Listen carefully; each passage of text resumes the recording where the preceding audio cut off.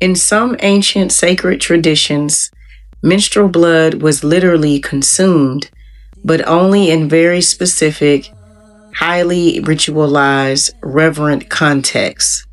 It was not casual and never profane. It was not fetished and never degraded. It was holy. It was called the elixir of life, the womb wine, and the blood of the mother. Why was it consumed? Because menstrual blood is not waste. It is a carrier of codes. It contains stellar DNA, regenerative stem cells, womb memory, and cosmic life force tied to both death and rebirth. In certain temple traditions, especially those of the Magdalene line, Isis priestesses, Inanna cults, and ancient Druidic womb keepers, it was believed that menstrual blood carried the original codes of Source. To partake of it was to receive transmission, vision, and rebirth. It was used in initiation rites, sacred union ceremonies, and alchemical healing.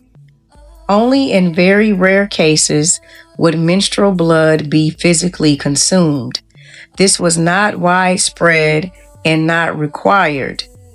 But when it was done with total reverence, clear intention, consent, and spiritual alignment. It may be consumed by the high priest or priestess during rites of divine union or resurrection, by a beloved or initiate receiving sacred womb codes, by the menstruating priestess herself in ceremonial self-anointment. This was done only when the energy was aligned and never as something externalized, sensationalized, or taken without permission.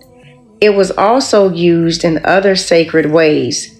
Even when not consumed orally, menstrual blood was offered to the earth during rites of reciprocity, anointed on altars, doors, third eyes, or wombs, painted in spirals or glyphs in temple chambers to open portals, used to mark priestess initiations or death and rebirth thresholds. It was the red thread of the mother, the original sacrament before wine replaced her blood. Why this was erased? Because menstrual blood is a direct conduit to feminine power.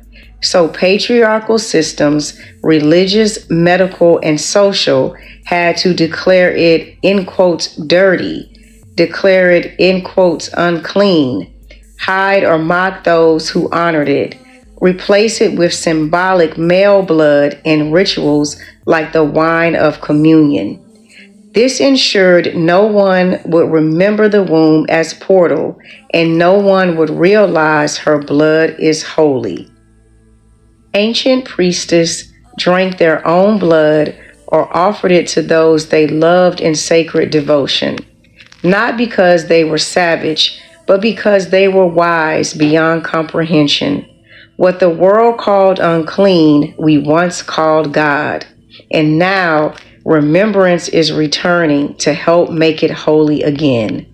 In essence, yes, menstrual blood was sometimes consumed, but always with deep ceremony and consent. It was never taboo in ancient high priestess lines. It was divine. Even when not consumed, it was used in ritual, offering, and anointment as sacred life force. Hence, the distorted phrase, Bloody Mary.